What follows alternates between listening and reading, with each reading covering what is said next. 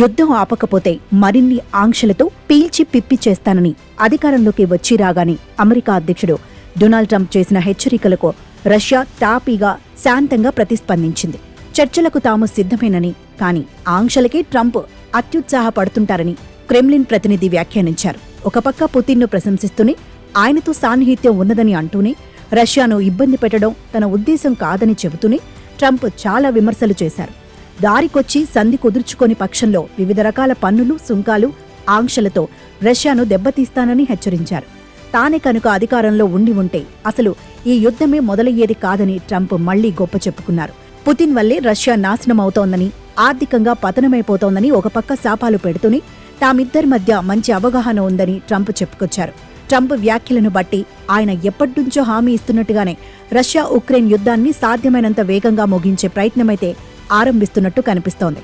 Ukraine యుద్ధం 4వ ఏడాదిలోకి ప్రవేశిస్తున్న తరుణంలో అర్థం పర్థం లేని ఈ యుద్ధాన్ని ఇంకా పొడిగించడానికి వీల్లేదని, ఉక్రెయిన్ అధ్యక్షుడు జెలెన్స్కీ సైతం యుద్ధం ముగిసిపోవాలని కోరుకుంటున్నారని ట్రంప్ వ్యాఖ్యానించారు. ఈ ఏడాది చివర్లో శాంతి తెస్తానంటూ ఆయన తనకు ప్రమాణం చేశారని జెలెన్స్కీ కూడా చెబుతున్నారు. మొత్తంగా యుద్ధాన్ని ముగించడానికో అందుకు వీలుగా చర్చలకో రంగం సిద్ధమవుతున్నట్టు కనబడుతోంది. యుద్ధం పరిష్కారం కాదని నరేంద్ర మోదీ వంటి వారు ప్రపంచ వేదికల మీద ప్రవచిస్తున్నప్పుడల్లా పుతిన్ సైతం సానుకూలంగా స్పందిస్తూ వచ్చిన విషయం తెలిసిందే. అయితే అధికారంలోకి వచ్చిన ఒక్కరోజులోనే యుద్ధాన్ని ఆపేస్తానంటూ ప్రకటించిన ట్రంప్కు అది అంత సులభం కాదని తెలియకపోదు. యుద్ధంలో రెండు పక్షాలు పీకల్లోతున సుదీర్ఘకాలంగా మునిగి ఉండటం, అపార నష్టాలను మూటగట్టుకోవడం, ఎంతో కొంత కోల్పోనిదే కాలు వెనక్కు తీసుకోలేకపోవడం వంటివి పరిష్కారాన్ని జటిలం చేస్తున్నాయి.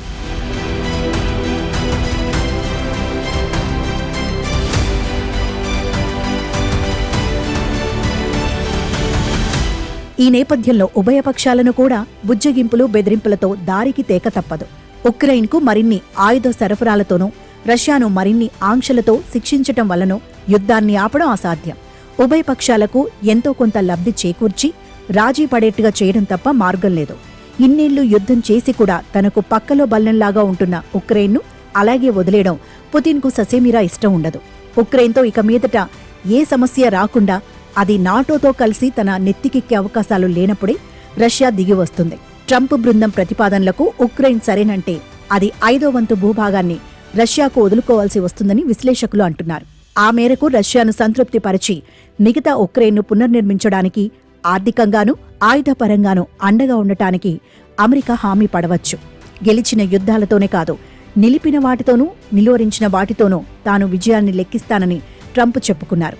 15 నెలలుగా సాగుతున్న గాజా యుద్ధాన్ని ముగించడానికి చాలా కాలం ప్రయత్నాలు జరిగిన మాట నిజం. ట్రంప్ అధికారంలోకి రావడానికి ముందే చర్చలు మొదలైనా దిగిపోతున్న బైడెన్ మాట కంటే మరో 4 ఏళ్లు అధ్యక్షుడిగా ఉండబోతున్న ట్రంప్ హెచ్చరికలకి నెతన్యాహు దిగివచ్చారని అంతా నమ్ముతున్నారు. కాల్పుల విరమణతో పడిన ఆ తొలి అడుగు అంతిమ శాంతికి దారి తీస్తుందని భావిస్తున్నారు. స్వల్ప కాలంలోనే ఉక్రెయిన్ను గెలవగలనని, అంతిమంగా తనదే పైచేయి అవుతుందని, దానితో యుద్ధాన్ని ఆరంభిస్తున్న కొత్తలో పుతిన్ నమ్మారు. కానీ అనేక శక్తుల రంగప్రవేశంతో యుద్ధం మరింత విస్తరిస్తూ వచ్చింది. 1000 రోజులకు పైగా ఎడతెగకుండా కొనసాగుతోంది. ఇంకా ఎంతకాలం సాగినా అంతిమంగా విజేతలంటూ ఎవరూ లేకపోయినా అణ్వాయుధ వినియోగ ప్రమాదం కూడా పెరగవచ్చు. ఈ నేపథ్యంలో ట్రంప్ ఇచ్చిన హామీకి అనుగుణంగా అడుగులు పడితే సంతోషించాల్సిందే.